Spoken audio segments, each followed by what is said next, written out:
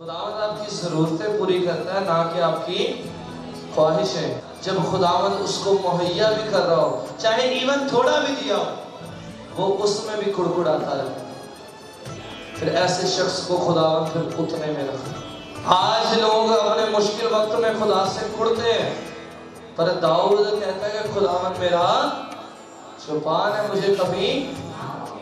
जब आप अपने लबों से शुक्रगुजारी के मज़मून गा लेते हैं, जब आप अपने लबों से उसकी हम्द और सना के लिए बोलते हैं, जब आपके लब अपने खुदावंद यीशु के लिए मदद सराई के लिए खुलते हैं, तो फिर आपको किसी चीज की कमी नहीं होती।